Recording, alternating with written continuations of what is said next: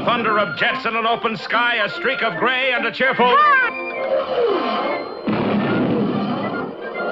loop, a whirl, and a vertical climb, and once again you'll know it's time for the adventures of Rocky and Bullwinkle and friends.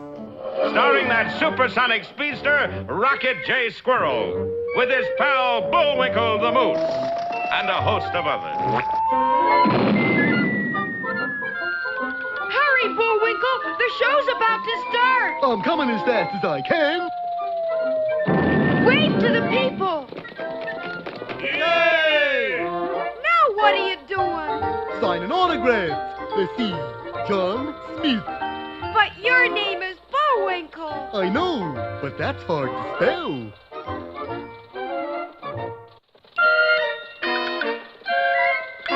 We're gonna have a lot of fun. Come on and join us.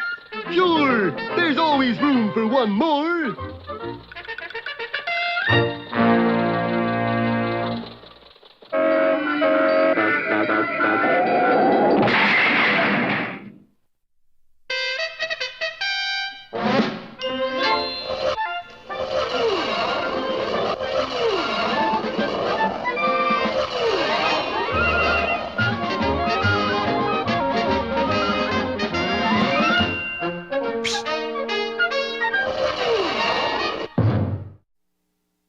Our story opens today in the post office at Frostbite Falls, Minnesota, a tiny Northwoods hamlet with a total population of 48. Of course, that's during the summer rush. This is the postmaster, James J. Nearly, sorting the mail.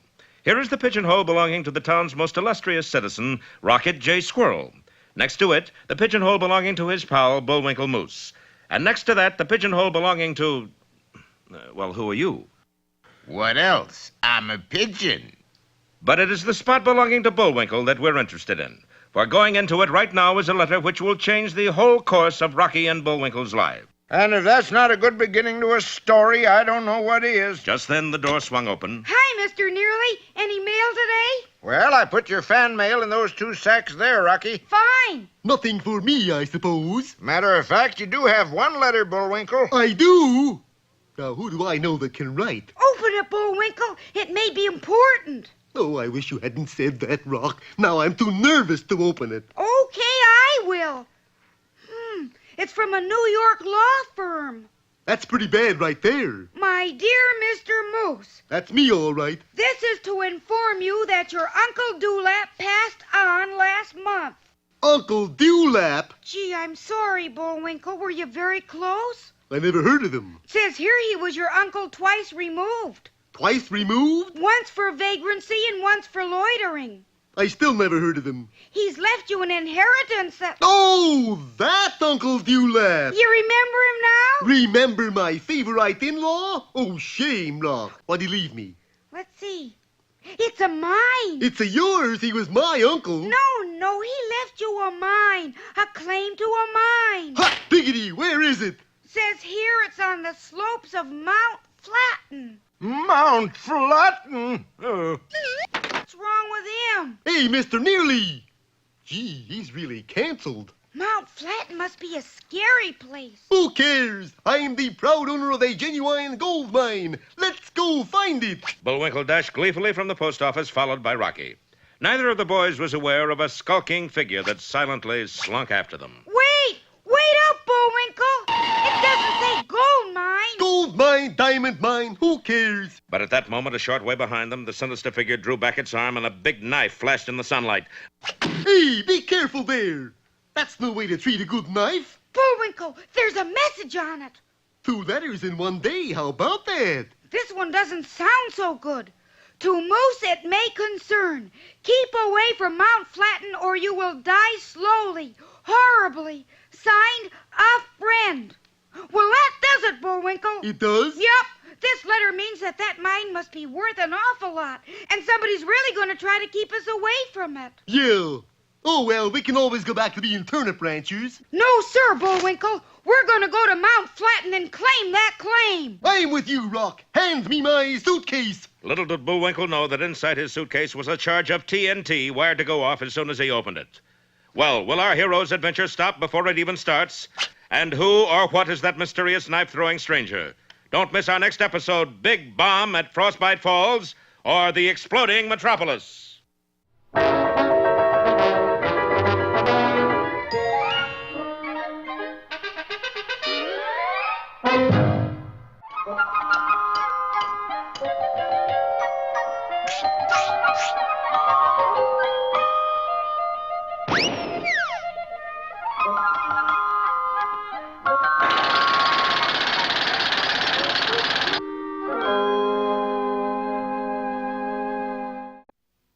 What are you going to read me today, Big Daddy? A little lesson in bravery, Junior. I don't need a lesson in bravery, Pop. You want to know why? Why? Well, because I sit here and listen to these fables of yours. And if that isn't bravery... No, Junior, you're confusing bravery with stupidity. I was only kidding, Pop. Actually, I rather enjoy your painting with words, the simple chronicles. Or should I say the necrology... Oh, my, the things they teach kids in these progressive schools. Well, anyway, my boy, once upon a time... Once upon a time? Oh, come on, Pop. There lived a family of rabbits. We're not really rabbits, we're hares, because on account of the name of this fable is the hares and the... Hey, why did you do that? Because you would have given away the whole point to this story. Well, now, this particular family of rabbits was scared of practically everything. Boo! Oh, they were even scared of themselves. I can't stand living with these scared rabbits. I'm going out into the world and become brave. But how? I'll tell you how. Just stay with me, boy. I'll tell you. You got to build yourself a rep. Like on TV, you got to be top critter. Top critter? Me, a rabbit? Top critter? Top critter? You rabbits are scared of your own shadows. You couldn't be top anything. Well, that's a start. The winner! You know what this means, naturally? Nope. You are now top critter. Yep. And that means that every punk kid out to make a reputation will be looking for you to have a showdown. Yep. That is, really, I'm not basically mean, Every low-down, nasty, downright loathsome critter will be gunning for you. Actually, I'm rather sweet, That's it, I'm lovable. What you need is a gimmick. A gimmick? Where do I find this mealy-mouthed, low-down animal claiming to be top critter? Nobody around here answering that description. Just Mr. Frog and little old rabbit-hearted me. You better take off, Bear. Skedaddle. While old top critter here is in such a felicitous mood. So you're a top critter, eh? Well, no, that is, yes. I'm a critter, all right, whether top or not. Well, it's also relative, isn't it? And right about now, I feel like the lowest thing. A rabbit is top critter. That's a good one. Yes, that is a funny one, isn't it? He's a better critter than you are, Bear. And you want to know why? Because I'll tell you. Because he's got a gimmick. Rabbit, give him the ears bit. The ears bit? I know you rabbits can wiggle your ears clockwise and counterclockwise. We'll wiggle them and look mean.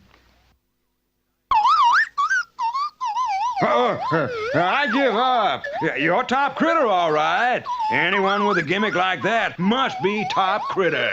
Now, what was all that about? Because critters are always afraid of gimmicks. All Western Top Guns on TV have got to have a gimmick. Bat Masterson has his cane, the rifleman has his rifle, and you've got your ears. You mean my gimmick is ears? All you got to do is wiggle them, and the critters will back down.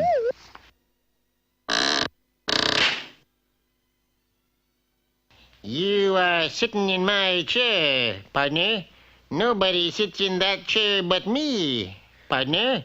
That's my chair. Well, find another chair. Don't wiggle him, top critter. I'm leaving. So, Rabbit was no longer the frightened, cringing critter he once was. As long as he could wiggle his ears, he enjoyed his role of top critter. That is, until... Top critter. There's a critter. sitting in your favorite chair. Well, lead me to him, Frog. I'll ear him down. Just lead me to him. Top critter, sir. I'll mow him down is what I'll do. There's something you should know. Now, where's the critter that's sitting in my chair, pardon? Oops! That's what I was trying to tell you. He's got a gimmick. And so Mr. Rabbit was no longer top critter, because at last he had come up against a critter who had a stronger gimmick than he had. He returned to the rabbit family, although he was never quite as frightened as he had been. Which is the moral of this story? Well, Junior, do you know what it is? Sure. Critters may come and critters may go, but gimmicks go on forever. Gimmicks go... Oh, my. I couldn't have put it better myself, Junior.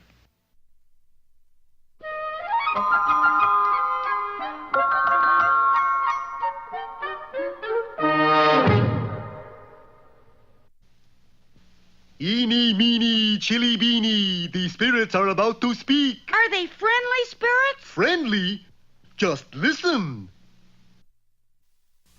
For all you wise men who wish to become wiser, here is Mr. Know-It-All. Hello, wise guys. Today's dissertation is provocatively subtitled, How to Remove a Mustache Without Getting Any Lip.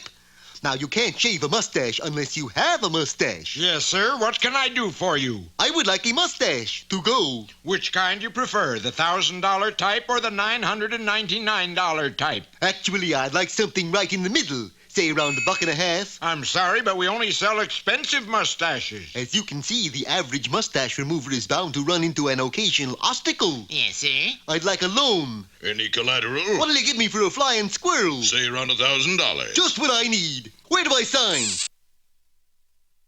This is a stick-up. Doggone pen. Doesn't want to give any ink. Oh, sorry about that, sir. Here, let me hold your gun. Sometimes the average mustache remover encounters lots of obstacles.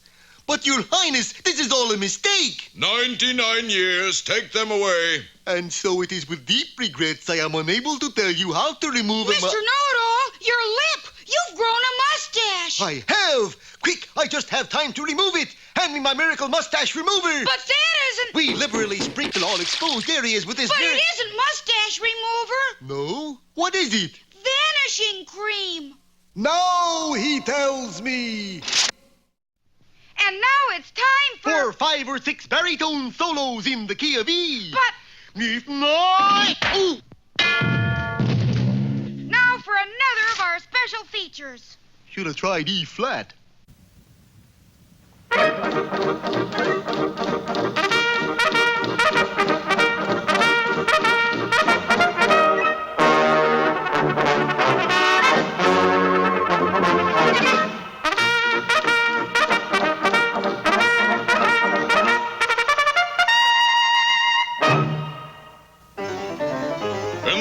Region of Canada at the close of the 19th century, arch villain Snidely Whiplash stood before a mirror, practicing his leers. Hee-ho, ho-ha, ha-ha-ha. Canada's not big enough for the two of us, Bruno. The Royal Canadian Mounties and me. One of us has to go. But Snidely, you're talking about the Royal Canadian Mounties. Gee. Quiet. I have a plan to get rid of them. All of them? Every last red-coated always get their man one of them. Gee. Who in the Mounties is the most loyal, trustworthy, brave, fearless, and respected member of the force? Dudley Do-Right? No, Dudley Do-Right's horse. That horse is an inspiration to the entire mounted police. If we kidnap Do-Right's horse, the morale of the Mounties will crumble, and they will wander off aimlessly into the woods. But how are we going to do that, Whiplash? You know Dudley Do-Right won't let that horse out of his sight. Besides, that's horse stealing. A little late in the game to start thinking about that, Bruno. Come, I've got a plan. How come I always figure in the tail end of your plans? Button up your horse suit. It's your fault, Do-Right. Well, I can't help it if I've got a popular horse, Inspector. Too blamed popular, Do-Right. Look. It's unhealthy. That's what it is. Unhealthy. Well, he simply can't help it if he's well-liked. You don't understand, Do-Right. He's the only thing that keeps up their morale. I'm afraid if anything happened to him, they would all just wander away from camp aimlessly. Perhaps it's because he's the only horse in the mounted police, Inspector. Maybe if you got some more horses. At ease, Do-Right. Consider the matter closed. There he is now, Bruno. I'll take your word for it. What's the matter with you, horse? Haven't you ever seen a pretty face before? Where's your horse, Dudley? He met up with a pretty face, Inspector. That was no pretty face, Do-Right. That was Snidely dressed up in a horse suit. You mean my horse ran off with a snidely dressed horse suit? You want to let the cat out of the bag? You mean horse, Inspector? Dudley, Do-Right, we've got to find that horse before the rest of the camp finds out he's missing. But it wasn't long before a few of the Mounties, their morales crumbling, started wandering aimlessly out of camp into the forest, including our hero. We've got to do something, Dudley. About what, Inspector? It worked out fine, eh, Snidely? We got Dudley's horse, just like you said. Yes, everything worked out fine, except I can't get out of this horse suit. Well, you got into it. I know I got into it, but now the zipper is stuck. Oh, well, I'd better run over and see how the morale is at the fort. A centaur! A centaur! Inspector, I just caught a centaur! That is no centaur, Do-Right. That is Snidely dressed in half a horse suit. All right, half a Snidely. Tell us what you've done with Dudley Do-Right's horse. Never, Inspector. I shall never tell you where I've hidden him. And the morale of the Mounties will crumble. Did you see that, Dudley? That gives me an idea. So, in order to keep up the morale of his troops, the inspector made Snidely Whiplash Dudley Do-Right's horse, and the troops did not notice the difference. However, Snidely Whiplash did. Giddy up there, Snidely, or I'll give you a whiplash. Wait a minute. You've almost got me believing I'm a horse. I'll take you to your horse. And so, Inspector, here I am, and here's my horse. But where is Snidely Whiplash? Oh, he escaped. Escaped from a mountie? That's shameful, Do-Right. Downright shameful. I know, Inspector. He was the best horse I ever had.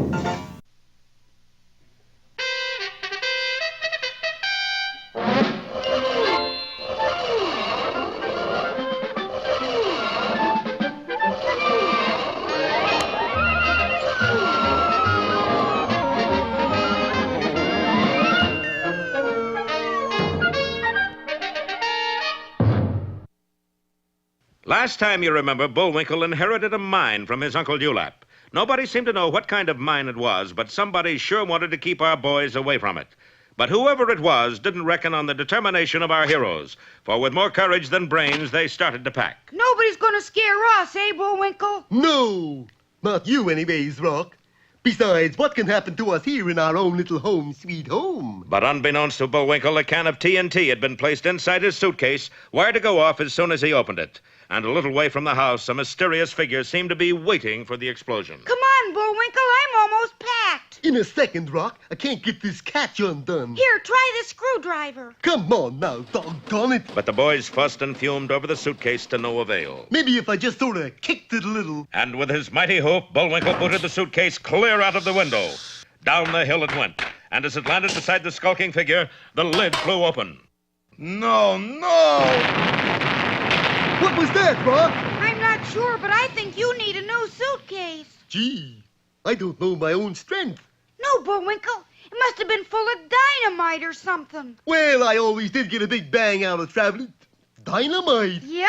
Well, I know travel's supposed to be broadening, but this is ridiculous. A short while later, the intrepid adventurers were on their way. Little did they know that sharp eyes were watching them from a high vantage point. A few days later, they were speeding through some pretty desolate country. How do we know when we're getting there, Rock? Just follow the signpost, Bullwinkle, see? Mount Flatten, 10 miles. We're on the right road, Rock. Yeah, but we must be going too fast. Look, there's a motorcycle following us. Uh-oh. Pull over, Bullwinkle. The boys pulled to the side of the road, and Rocky got out to speak to the approaching officer, but the motorcycle did not slow down. Hey, that's no policeman, that's... Look out, Rocky! And the motorcycle roared right at our friends and then flashed past. What a crazy driver! Yeah, look at him, turning that corner on 2 wheels. Gee, that was close. Close? Look at my hoofs. What are those marks, Bullwinkle? Tire tracks, that's what. Well, it's all over, Bullwinkle. He must be miles away by now. But unbelievable though it may seem, Rocky was wrong. For just around the next curve, the motorcyclist had stopped and was changing the road sign, removing one that pointed to a secret military reservation and putting up one that said, "This way to Mount Flatten." Then he hid quickly as our heroes approached. Bullwinkle, we turn here. Right, Rock. And our heroes blithely rode straight into frightful danger. Oh, what foul fiend could do a trick like that? What venal villain? What perfidious scoundrel? Allow me to introduce myself. Boris Badenov at your service. Yes, it was true. The mysterious stranger was Boris Badenov, the world's lowest snake in the grass. Please, no more compliments. You'll turn my pretty hair. Meanwhile, our heroes, all unknowing, bounced along the road of a top-secret military reservation. Hey, we're almost there, Rock. How do you know? Look at that sign. Watch out for mines. Yeah, there must be a lot of them besides ours. I don't think it means that kind of mines, Bullwinkle. Well, this time Rocky was right. For at that moment, the boys were driving over a field of highly explosive landmines, which were buried a few inches under the ground and ready to go off from the slightest pressure. You'll be here next time, won't you? For The Road to Ruin or Mine Over Matter.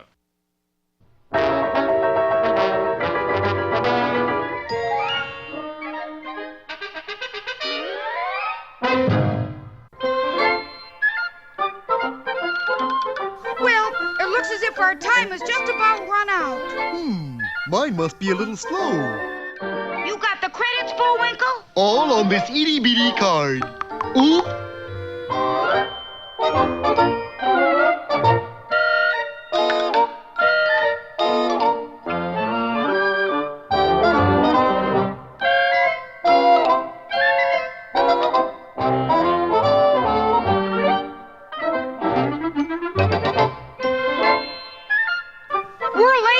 Bullwinkle. Right. Bye now. See you next time.